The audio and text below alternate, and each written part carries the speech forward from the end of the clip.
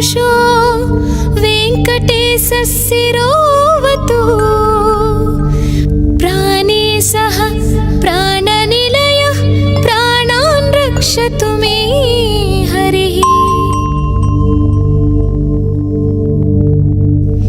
आकाशराट्सुतानाथ आत्मानं मे सदावतु देवदेवोत्तमो पायातेऽहं मे वेङ्कटेश्वरः। सर्वत्र सर्वकालेषु मङ्गाम्बाजानिरीश्वरः पालयेन्मां सदा कर्मसाफल्यं नः प्रयच्छतु।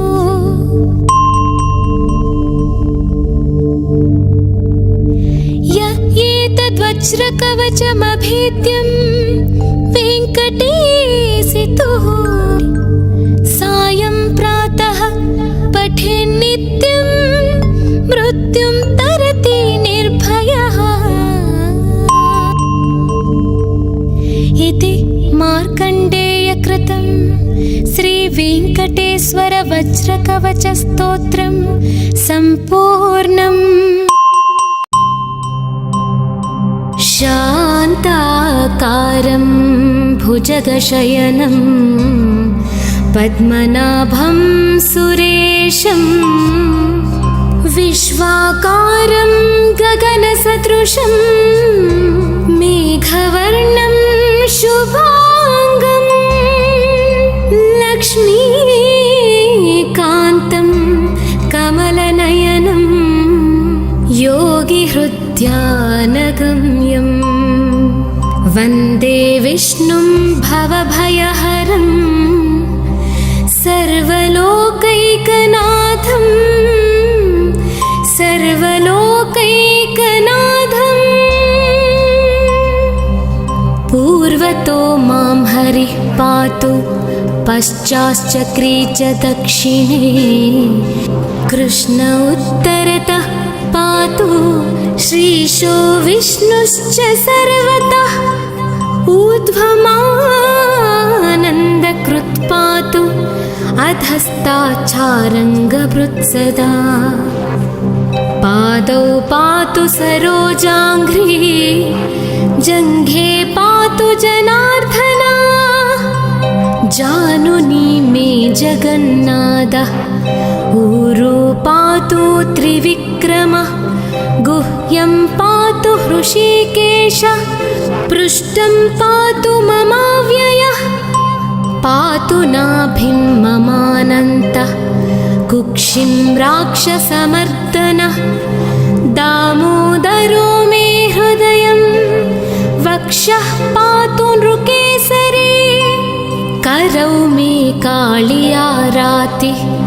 भुजौ भक्तार्तिभञ्जनः कण्ठं कालाम्बुदश्यामः स्कन्धौ मे कंसमर्दनः नारायणो व्यान्नासां मे कर्णौ केशिप्रभञ्जनः कपोले पातु वैकुण्ठो जिह्वां पातु दयानिधि हास्यं दशास्य हन्ताव्यात् नेत्रे मे हरिलोचनः भ्रुवौ मे पातु भूमीशो ललाटं मे सदाच्युतः मुखं मे पातु गोविन्दः शिरो गरुडवाहनः मां शेषशायि सर्वेभ्यो व्याधिभ्यो भक्तवत्सलः पिशाचाग्निज्वरेभ्यो मामापद्भ्यो वतु वामनः सर्वेभ्यो दुरितेभ्यश्च पातु मां पुरुषोत्तमः। इदं श्रीविष्णुकवचं सर्वमङ्गलदायकं सर्वरोगप्रशमनं सर्वशत्रुविनाशनम्। इदं श्री विष्णुकवचं सर्वमङ्गल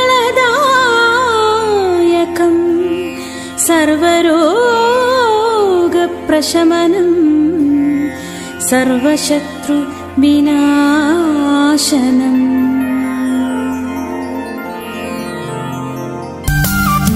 जगज्जालपालं कनत्कण्ठमालं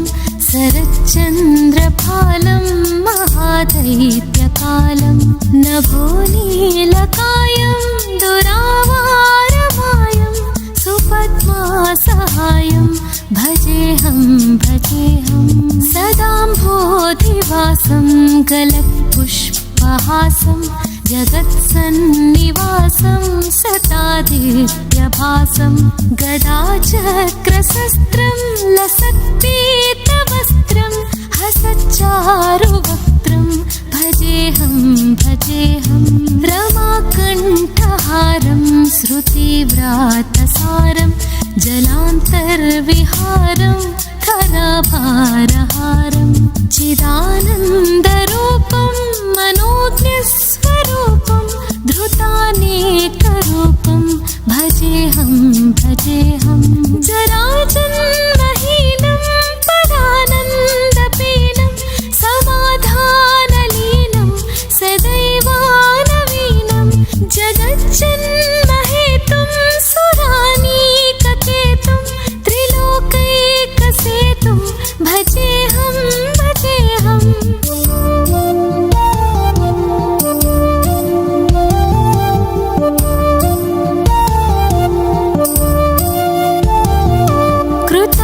कृताम्नायगानं खगाधीशयानं विमुक्तेर्निदानं हरारातिमानं स्वभक्तानुकूलं जगद्वृक्षमूलं निरस्तार्थशूलं भजेऽहं भजेऽहं समस्तामरेशं द्विरेफाभकेशं जगत्बिम्बलेशं हृदाकाशवेशं सदा देव्यदेहं विमुक्ताखिलेहं सुवैकुण्ठगेहं भजेऽहं भजेऽहं सुरालीबलिष्ठं त्रिलोकीवरिष्ठं गुरूणां गरिष्ठं स्वरूपैकनिष्ठं सदा युद्धधीरं महावीरवीरं भवाम्भोधितीरं भजेऽहं भजेऽहं रमावामभागं तलालग्ननागं कृताधीनयागं गतारागरागं मुनीन्द्रैः सुगीतं सुरैः सम्परीतं गुणौघैरतीतं भजेऽहं भजेऽहम्।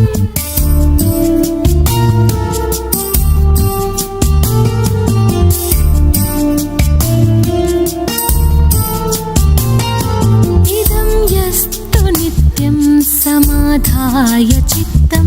पठेदष्टकं कण्ठहारं मुरारे स विष्णोर्विशोकं ध्रुवं याति लोकं जराजन्मशोकं पुनर्विन्दते नो। इति श्रीपरमहंस स्वामी ब्रह्मानन्द विरचितं श्रीहरिस्तोत्रं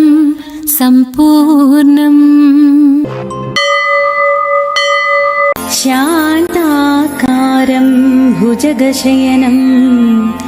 पद्मनाभं सुरेशं विश्वाकारं गगनसदृशं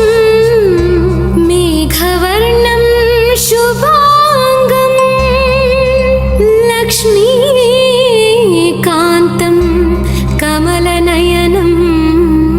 योगिहृद्यानगम्यम् वन्दे विष्णुं भवभयहरं सर्वलोकैकनाथं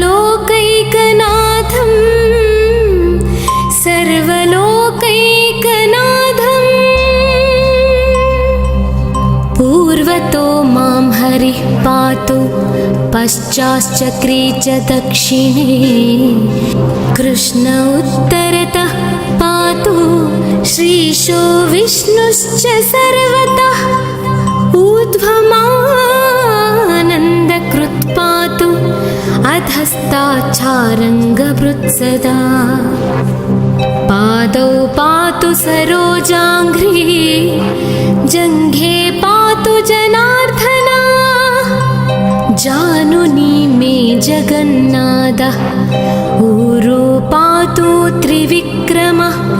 गुह्यं पातु हृषीकेशः पृष्ठं पातु ममाव्ययः पातु नाभिं ममानन्तः कुक्षिं राक्षसमर्दनः दामोदरो मे हृदयं वक्षः पातु नृकेसरी करौ मे कालियारातिः भुजौ भक्तार्तिभञ्जनः कण्ठं कालाम्बुदश्यामः स्कन्धौ मे कंसमर्दनः नारायणो व्यान्नासां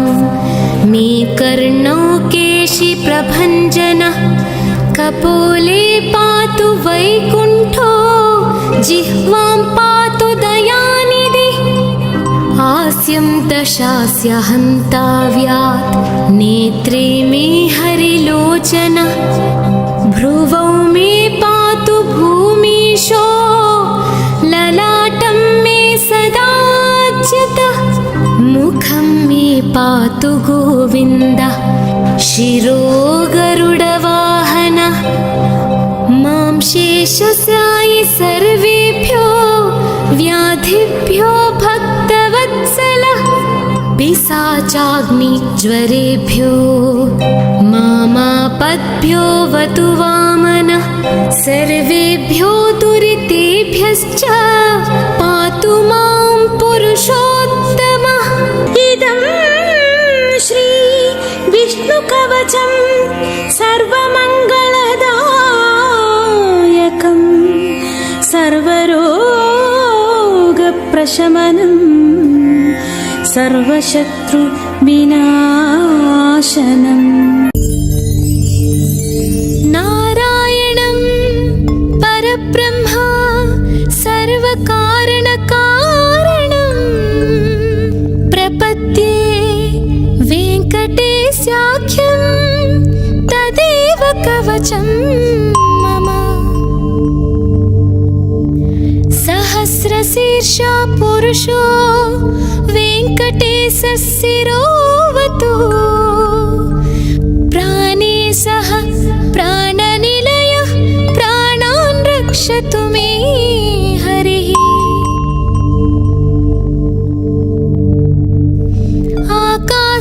आकाशराट्सुतानाथ आत्मानं मे सदावतु देवदेवोत्तमो पायातेऽहं मे वेङ्कटेश्वरः सर्वत्र सर्वकालेषु मङ्गाम्बाजानिरीश्वरः पालयेन्मां सदा कर्मसाफल्यं नः प्रयच्छतु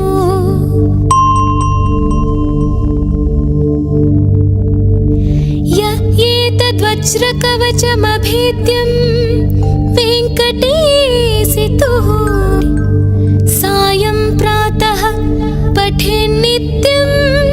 मृत्युं तरति निर्भयः इति मार्कण्डेयकृतं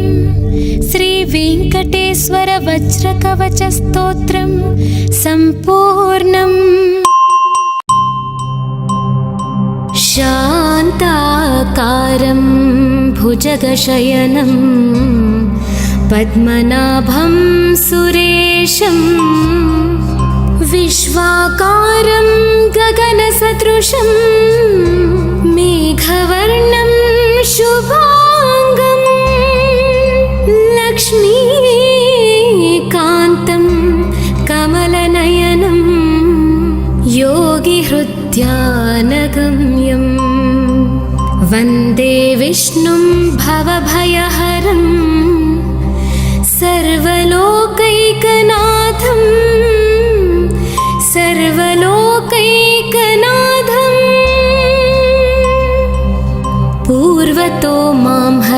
पातु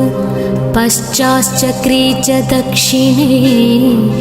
कृष्ण उत्तरतः पातु श्रीशो विष्णुश्च सर्वतः ऊर्ध्वमानन्दकृत् पातु अधस्ताच्छारङ्गभृत् सदा पादौ पातु सरोजाङ्घ्रि जङ्घे पातु जनार्दन जानुनी मे जगन्नाथः ऊरो पातु त्रिविक्रमः गुह्यं पातु हृषीकेश पृष्ठं पातु ममाव्ययः पातु नाभिं ममानन्तः कुक्षिं राक्षसमर्दनः दामोदरो मे हृदयं वक्षः पातु नृकेसरी करौ मे कालियारातिः भुजौ भक्तार्तिभञ्जनः कण्ठं कालाम्बुदश्यामः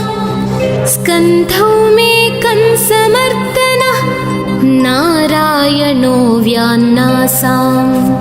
मे कर्णौ केशिप्रभञ्जनः कपोले पातु वैकुण्ठो जिह्वां पातु दयानिधि हास्यं दशास्य हन्ताव्यात् नेत्रे मे हरिलोचन भ्रुवौ मे पातु भूमीशो ललाटं मे सदाच्युतः मुखं मे पातु गोविन्दः शिरो गरुडवाहनः मां शेषशायि सर्वेभ्यो व्याधिभ्यो भक्तवत्सलः पिशाचाग्निज्वरेभ्यो मामापद्भ्यो वतु वामनः सर्वेभ्यो दुरितेभ्यश्च पातु मां पुरुषोत्तमः इदं श्रीविष्णुकवचं सर्वमङ्गलदायकं सर्वरोगप्रशमनं सर्वशत्रुविनाशनम् इदं श्री विष्णुकवचं सर्वमङ्गलदायकं सर्वरोगप्रशमनं सर्वशत्रुविनाशनम्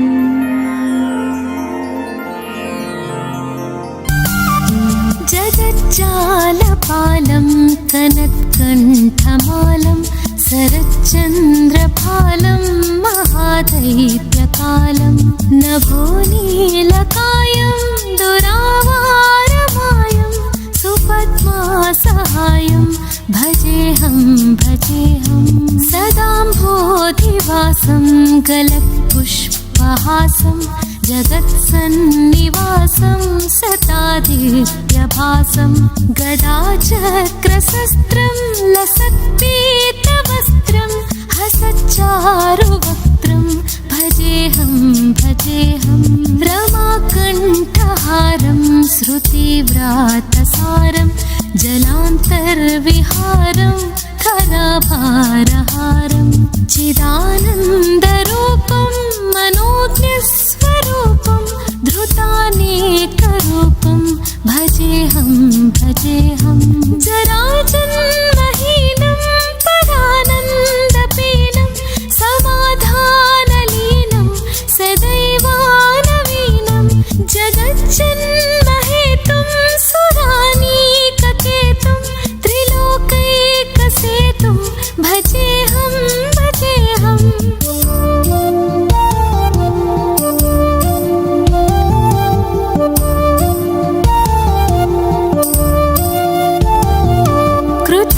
कृताम्नायगानं खगाधीशयानं विमुक्तेर्निदानं हरारातिमानं स्वभक्तानुकूलं जगद्वृक्षमूलं निरस्तार्थशूलं भजेऽहं समस्ताभरेशं द्विरेफाभकेशं जगत्बिम्बलेशं हृदाकाशवे परेशं सदा दिव्यदेहं विमुक्ताखिलेहं सुवैकुण्ठगेहं भजेऽहं भजेऽहं सुरालीबलिष्ठं त्रिलोकीवरिष्ठं गुरूणां गरिष्ठं स्वरूपैकनिष्ठं सदा युद्धधीरं महावीरवीरं भवाम्भोधितीरं भजेऽहं भजेऽहं रमावामभागं तलालग्ननागं कृताधीनयागं गतारागरागं मुनीन्द्रैः सुगीतं सुरैः सम्परीतं गुणौघैरतीतं भजेऽहं भजेऽहम्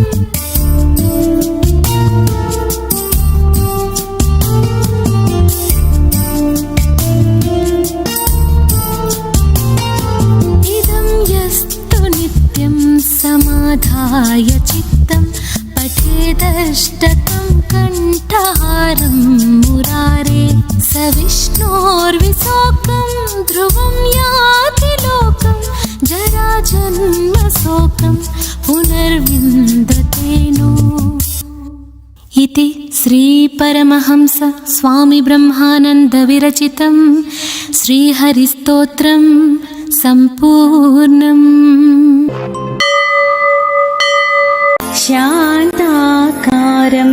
भुजगशयनं पद्मनाभं सुरेशं विश्वाकारं गगनसदृशं मेघवर्णं शुभांगं लक्ष्मीकान्तं कमलनयनं योगिहृद्यानगम्यम् वन्दे विष्णुं भवभयहरं सर्वलोकैकनाथं सर्वलोकैकनाथं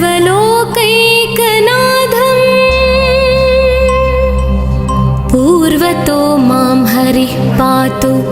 पश्चाच्चक्रे च दक्षिणे कृष्ण उत्तरतः पातु श्रीशो विष्णुश्च सर्वतः ऊर्ध्वमानन्दकृत् पातु अधस्ताच्छारङ्गभृत्सदा पादौ पातु सरोजाङ्घ्रि जङ्घे पातु जनार्दना जानुनी मे जगन्नाथः ऊरो पातु त्रिविक्रमः गुह्यं पातु हृषीकेशः पृष्ठं पातु ममाव्ययः पातु नाभिं ममानन्तः कुक्षिं राक्षसमर्दनः दामोदरो मे हृदयं वक्षः पातु नृकेसरी करौ मे कालियारातिः भुजौ भक्तार्तिभञ्जनः कण्ठं कालाम्बुदश्यामः स्कन्धौ मे कंसमर्दनः नारायणो व्यान्नासां मे कर्णौ केशिप्रभञ्जनः कपोले पातु वैकुण्ठो जिह्वां पातु दयानिधि हास्यं दशास्य हन्ताव्यात् नेत्रे मे हरिलोचनः भ्रुवौ मे पातु भूमीशो ललाटं मे सदाच्युतः मुखं मे पातु गोविन्दः शिरो गरुडवाहनः मां शेषशायि सर्वेभ्यो व्याधिभ्यो भक्तवत्सलः पिशाचाग्निज्वरेभ्यो मामापद्भ्यो वतु वामनः सर्वेभ्यो दुरितेभ्यश्च पातु मां पुरुषोत्तमः। इदं श्री विष्णुकवचं सर्वमङ्गलदायकं सर्वरोगप्रशमनं सर्वशत्रु विनाशनम्। नारायणं परब्रह्मा सर्वकारणकारणं प्रपद्ये वेङ्कटेशाख्यं तदेव कवचं मम। सहस्रशीर्षा पुरुषो वेङ्कटेशः शिरोवतु प्राणे सह प्राणनिलयः प्राणान् रक्षतु मे हरिः। आकाशराट्सुतानाथ आत्मानं मे सदावतु देवदेवोत्तमो पायातेऽहं मे वेङ्कटेश्वरः। सर्वत्र सर्वकालेषु मङ्गाम्बाजानिरीश्वरः पालयेन्मां सदा कर्मसाफल्यं नः प्रयच्छतु।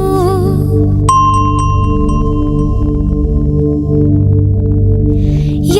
एतद्वज्रकवचमभेद्यं वेङ्कटेशितुः सायं प्रातः पठेन्नित्यं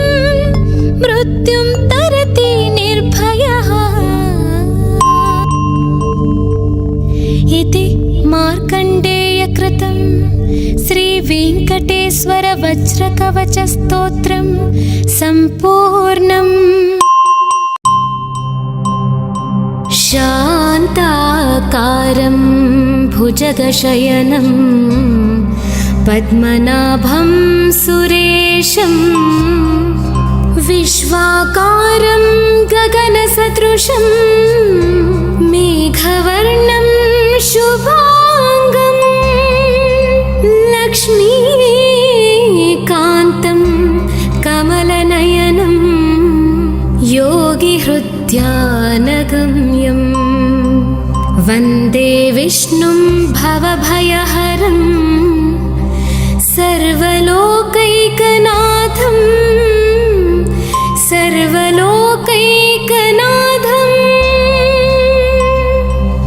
पूर्वतो मां हरिः पातु पश्चाच्चक्रे च दक्षिणे कृष्ण उत्तरतः पातु श्रीशो विष्णुश्च सर्वतः ऊर्ध्वमानन्दकृत् पातु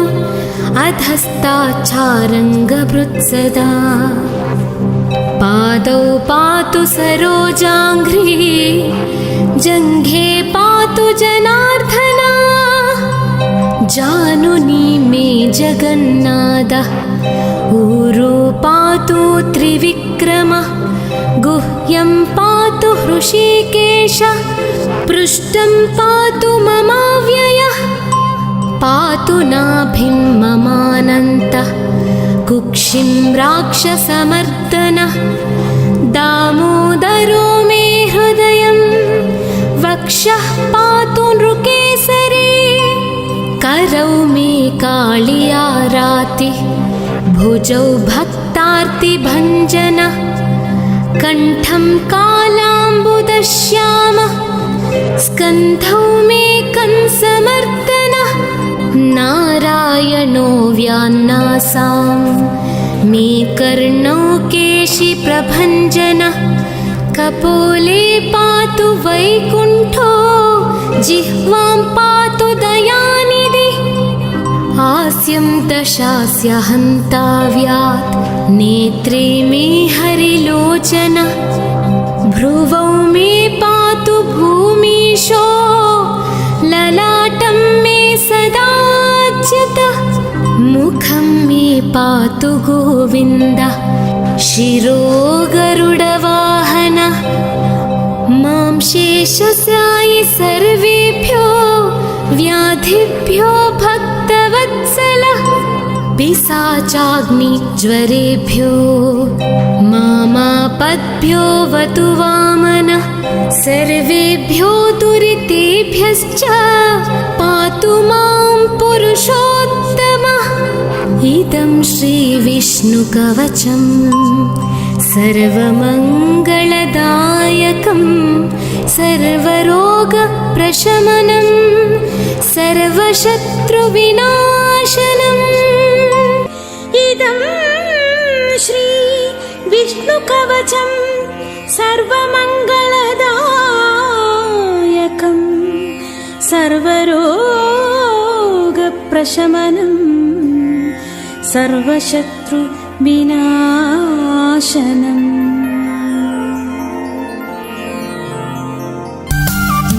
जगज्जालपालं कनत्कण्ठमालं शरच्चन्द्रफालं महादैत्यकालं नभोनीलकायं दुरावारमायं सुपद्मासहायं भजेऽहं भजेऽहं सदाम्भोधिवासं गलत्पुष्पहासं जगत्सन्निवासं सतादित्यभासं गदाचक्रशस्त्रं लसत्पीतवस्त्रं हसच्चारुवक्त्रं भजेऽहं भजेऽहं रमाकण्ठहारं श्रुतिव्रातसारं जलान्तर्विहारं खरभारहारं चिदानन्दरूपं मनोज्ञस्वरूपं धृतानेकरूपं भजेऽहं भजेऽहं जराजन्महीनं परानन्दपीनं समाधानलीनं सदैवानवीनं जगज्जन्महेतुं सुरानीककेतुं त्रिलोकैकसेतुं भजेऽहं भजेऽहम्।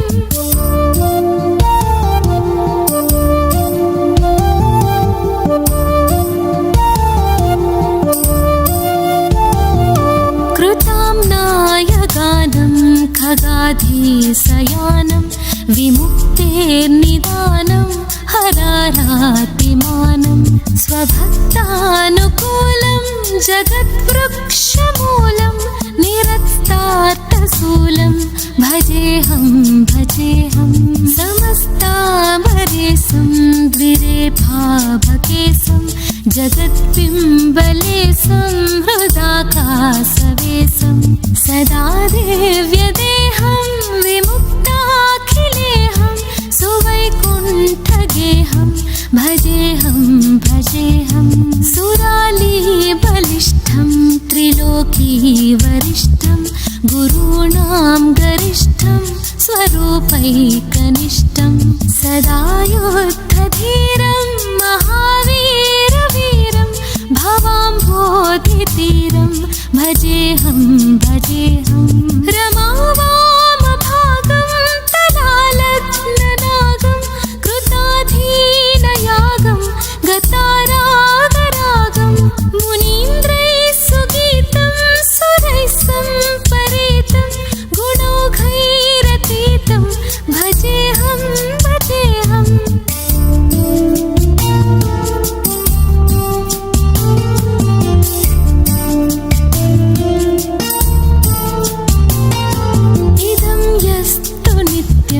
समाधाय चित्तं पठेदष्टकं कण्ठहारं मुरारे स विष्णोर्विशोकं ध्रुवं याति लोकं जराजन्मशोकं पुनर्विन्दतेनो। इति श्रीपरमहंस स्वामी ब्रह्मानन्द विरचितं श्रीहरिस्तोत्रं सम्पूर्णम्। शान्ताकारं भुजगशयनं पद्मनाभं सुरेशं विश्वाकारं गगनसदृशं मेघवर्णं शुभाङ्गं लक्ष्मीकान्तं कमलनयनं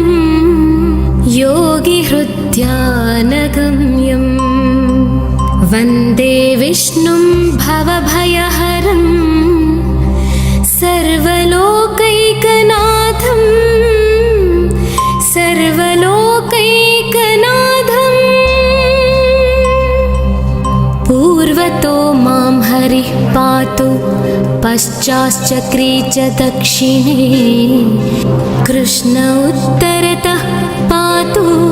श्रीशो विष्णुश्च सर्वतः ऊर्ध्वमानन्दकृत् पातु अधस्ताच्छारङ्गभृत्सदा पादौ पातु सरोजाङ्घ्रि जङ्घे पातु जनार्दना जानुनी मे जगन्नाथः ऊरो पातु त्रिविक्रमः गुह्यं पातु हृषीकेशः पृष्ठं पातु ममाव्ययः पातु नाभिं ममानन्तः कुक्षिं राक्षसमर्दनः दामोदरो मे हृदयं वक्षः पातु नृकेसरी करौ मे कालियारातिः भुजौ भक्तार्तिभञ्जनः कण्ठं कालाम्बुदश्यामः स्कन्धौ मे कंसमर्दनः नारायणो व्यान्नासां मे कर्णौ केशिप्रभञ्जनः कपोले पातु वैकुण्ठो जिह्वां पातु दयानिधि हास्यं दशास्य हन्ताव्यात् नेत्रे मे हरिलोचनः भ्रुवौ मे पातु भूमीशो ललाटं मे सदाच्युतः मुखं मे पातु गोविन्दः शिरो गरुडवाहनः मां शेषशायि सर्वेभ्यो व्याधिभ्यो भक्तवत्सलः पिशाचाग्निज्वरेभ्यो मामापद्भ्यो वतु वामनः सर्वेभ्यो दुरितेभ्यश्च पातु मां पुरुषोत्तमः इदं श्री विष्णुकवचं सर्वमङ्गलदायकं सर्वरोगप्रशमनं सर्वशत्रुविनाशनम् नारायणं परब्रह्म सर्वकारणकारणं प्रपद्ये वेङ्कटेशाख्यं तदेव कवचं मम सहस्रशीर्षा पुरुषो वेङ्कटेशशिरोवतु प्राणेशः प्राणनिलयः प्राणान् रक्षतु मे हरिः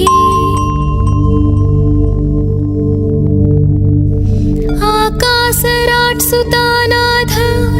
आत्मानं मे सदावतु देवदेवोत्तमो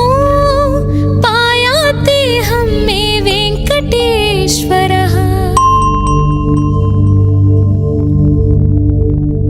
सर्वत्र सर्वकालेषु मङ्गाम्बाजानिरीश्वरः पालयेन्मां सदा कर्मसाफल्यं नः प्रयच्छतु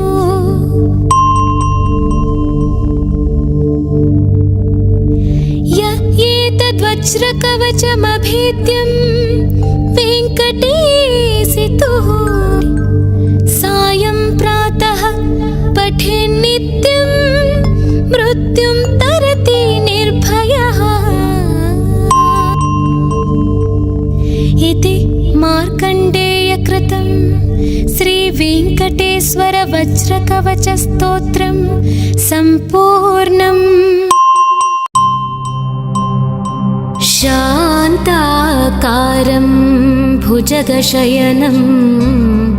पद्मनाभं सुरेशं विश्वाकारं गगनसदृशं मेघवर्णं शुभाङ्गं लक्ष्मीकान्तं कमलनयनं योगिहृद्यानगम्यम् भवभयहरं सर्वलोकैकनाथं सर्वलोकैकनाथम् पूर्वतो मां हरिः पातु पश्चाश्चक्रे च दक्षिणे कृष्ण उत्तरतः पातु श्रीशो विष्णुश्च सर्वतः ऊर्ध्वमानन्दकृत् पातु अधस्ताच्छारङ्गभृत् सदा पादौ पातु सरोजाङ्घ्रिः जङ्घे पातु जनार्दन जानुनी मे जगन्नाथः ऊरो पातु त्रिविक्रमः गुह्यं पातु हृषीकेशः पृष्ठं पातु ममाव्ययः पातु नाभिं ममानन्तः कुक्षिं राक्षसमर्दनः दामोदरो मे हृदयं वक्षः पातु नृकेसरी करौ मे कालियारातिः भुजौ भक्तार्तिभञ्जनः कण्ठं कालाम्बुदश्यामः स्कन्धौ मे कंसमर्दनः नारायणो व्यान्नासां मे कर्णौ केशिप्रभञ्जनः कपोले पातु वैकुण्ठो जिह्वां पातु दयानिधि हास्यं दशास्य हन्ताव्यात् नेत्रे मे हरिलोचनः भ्रुवौ मे पातु भूमीशो ललाटं मे सदाच्युतः मुखं मे पातु गोविन्दः शिरो गरुडवाहनः मां शेषस्यायि सर्वेभ्यो व्याधिभ्यो भक्तवत्सलः पिशाचाग्निज्वरेभ्यो मामापद्भ्यो वतु वामनः सर्वेभ्यो दुरितेभ्यश्च पातु मां पुरुषोत्तमः इदं श्रीविष्णुकवचं सर्वमङ्गलदायकं सर्वरोगप्रशमनं सर्वशत्रुविनाशनम् इदं श्री विष्णुकवचं सर्वमङ्गलदायकं सर्वरोगप्रशमनं सर्वशत्रुविनाशनम्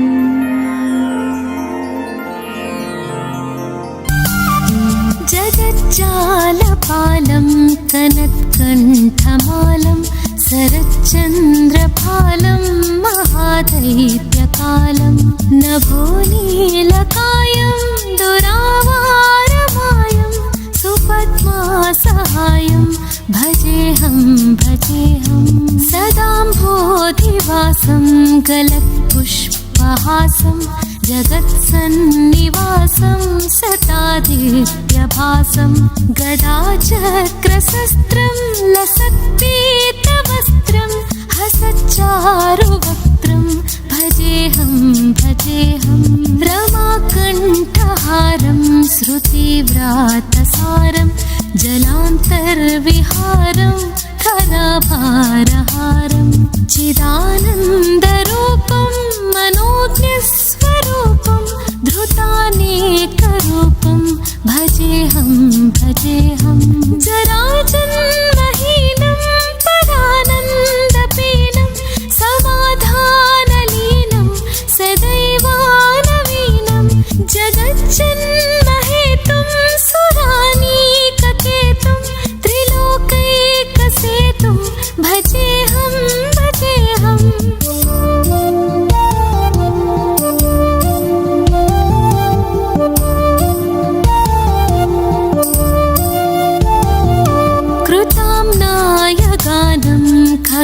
खगाधीशयानं विमुक्तेर्निदानं हरारातिमानं स्वभक्तानुकूलं जगद्वृक्षम्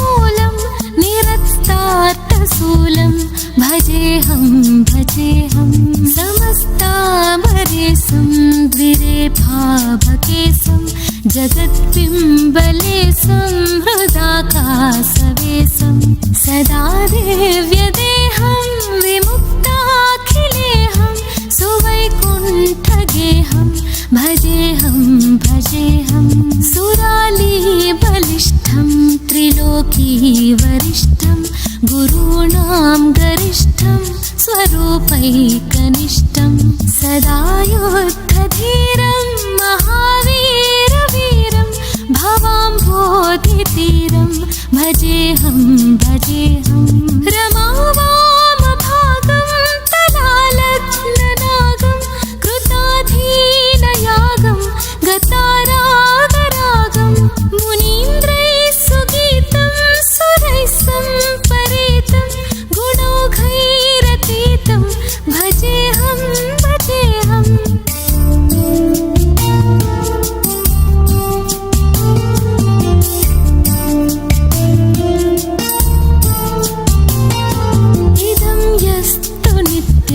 समाधाय चित्तं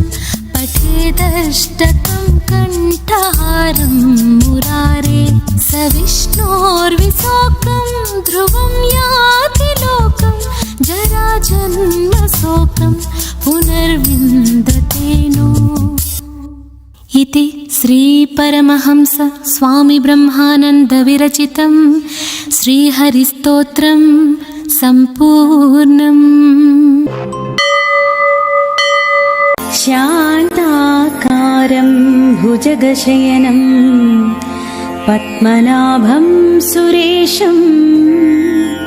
विश्वाकारं गगनसदृशं मेघवर्णं शुभांगं लक्ष्मीकान्तं कमलनयनं योगिहृद्यानगम्यम् वन्दे विष्णुं भवभयहरं सर्वलोकैकनाथं सर्वलोकैकनाथं